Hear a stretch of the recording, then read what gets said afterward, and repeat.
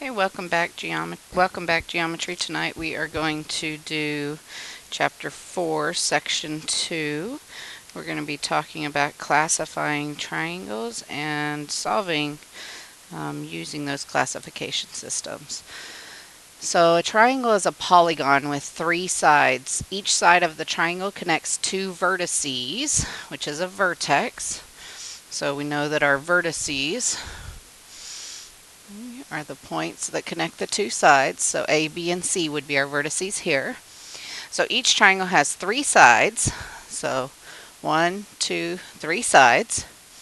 3 angles. So here's 1, 2, 3 angles. And 3 vertices. 1, 2, 3 vertices. All triangles can be classified in 2 ways. They can be classified by angle measure, and they can be classified by side length.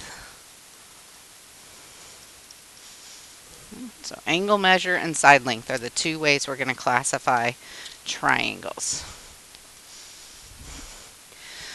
So classifying triangles by angle measure. Acute triangle. So that means that all 3 angles are acute. And remember that acute angles are less than 90. So the measure of the angles in the triangle that are acute are between 0 and 90 degrees. A right triangle has 1 right angle. In other words, it has 1 angle that measures 90 degrees. An obtuse triangle, one obtuse angle. So an obtuse triangle has 1 angle that measures between 90 degrees and 180 degrees. Okay? And the reason it has to be less than 180 degrees is because triangles only consist of 180 degrees total. Equiangular triangle, all 3 angles are congruent. So if we have a triangle that has 180 degrees and we divide it by 3 so they're all congruent, we are going to get a measure of 60 degrees. Okay? So in other words, if we have a triangle A, B, C, and they have to add up to 180, so measure of angle A plus measure of angle B plus measure of angle C, okay, equals 180. Okay, and we know that they all have the same measure. Okay, then 3 times x has to equal 180 degrees. Divide by 3 and you'll get your 60 degrees. Okay, so that's how that is come up with. So question, why can't a right triangle have 2 or 3 right angles in it? Okay, so here's my right triangle with my right angle symbol. Okay, so this is 90 degrees. Well, the total in a right triangle is 180 degrees. Okay, so A, B, C. Okay, so we know that the measure of angle A plus the measure of angle B plus the measure of angle C, C if I can write, has to add up to 180 degrees. Well, if this one is 90, okay, then we're going to subtract 90 from both sides, and we're left with 90 degrees total for the other 2 angles. Okay?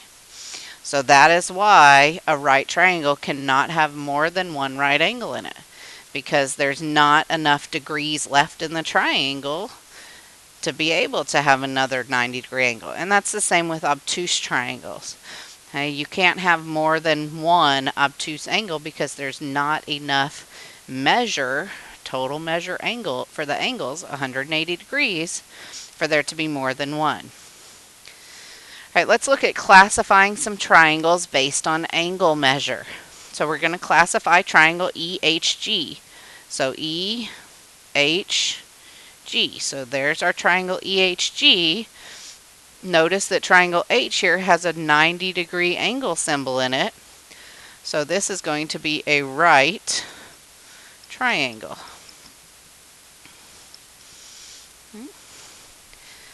And next we're going to classify triangle EHF. Okay, so EHF. Okay, we're going to have to do a little bit of work on this one. If this is 30 degrees and this is 30 degrees, we have to figure out what this last angle measure is going to equal. So if our total is 180 degrees, our three angles, I'm going to call this one X, have to add up to 180 degrees. So we get 180 equals 60 plus X. Subtract 60 from both sides, and we get 120 equals X. So this angle measure is 120 degrees. Okay? And you could have done that another way too. You could have said, well, these two right here are supplementary, so 180 minus 60, that has to be 120. Okay, so there's two different ways to do it. But regardless, angle EFH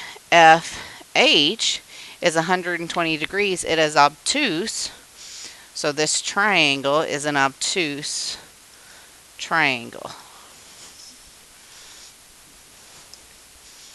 Okay, I'm going to erase this. And we'll do the last one here. Okay, so classify triangle FHG. So here's my FHG. Well, if these two angles are 60 degrees, what do we know the third one has to be? Well, if we break it into three parts, we know that each one is 60 degrees, okay, based on our definition of an equiangular triangle. So this is going to be an let's see if I can spell, equiangular, okay, triangle. So equiangular triangle. Okay.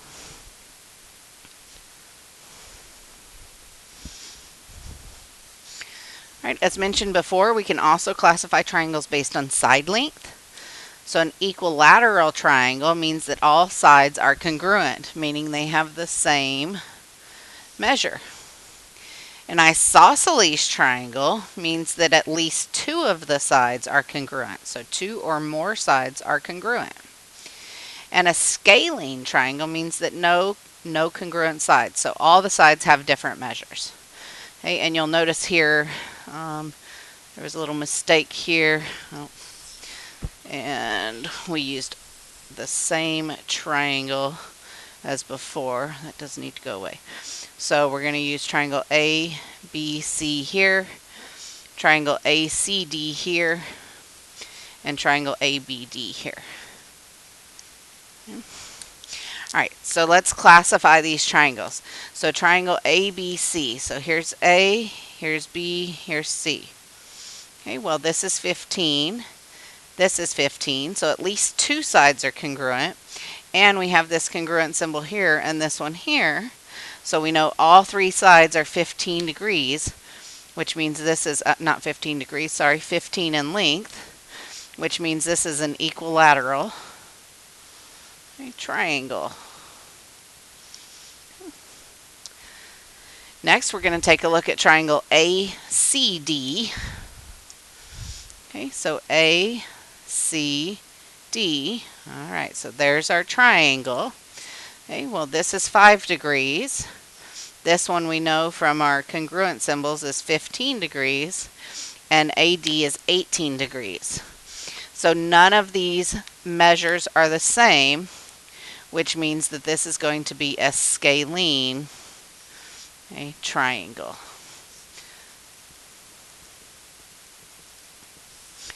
Okay, and the last one we're going to look at is triangle ABD, so the large triangle. Okay, so ABD. Okay, this side is 15, AD is 18, and from B to D is a total of 20.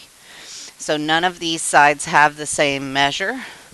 So this is also going to be a scalene triangle. Okay.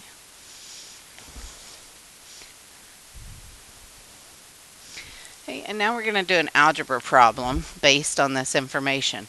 So we're given some information that GHF is equilateral. So remember that the definition of equilateral means that all three sides are congruent. Okay. Now we want to find the measure of each side, so we're going to have to solve for y. We don't ever set up an equation with more than one equal sign. So in this case, we can pick two sides to be equal because it's an equilateral triangle. So I'm just going to choose 3y minus 4 and set it equal to 2y plus 3. It'll work if you use 2y plus 3 equals 5y minus 18, or 3y minus 4 equals 5y minus 18, because remember, they are all the same measure. Okay, so I'm going to subtract my 2y from both sides, if I can get my pen to write. Okay. And we're going to have 1y minus 4 equals 3. Add 4 to both sides, and our y equals 7. Okay. So now our y equals 7. Okay. So now we have to find the measure of each side. We're not done yet because it tells us the measure of each side, not just y. So 3 times 7 minus 4 is 17. Let's go on ahead and do it for the other two to make sure that we got the correct y. These should all come out to the same value. So 2 times y plus 3, we do get 17. And 5 times y, 35, minus 18, we do get 17. So our answer is correct. Now keep in mind that if we had been given an isosceles triangle, then we would have to set this one equal to this one. Okay, we would have no choice. Okay, this one right here, this side is not equal. So keep that in mind, what you can and can't set equal. Okay, you guys have a good night, and I will see you tomorrow.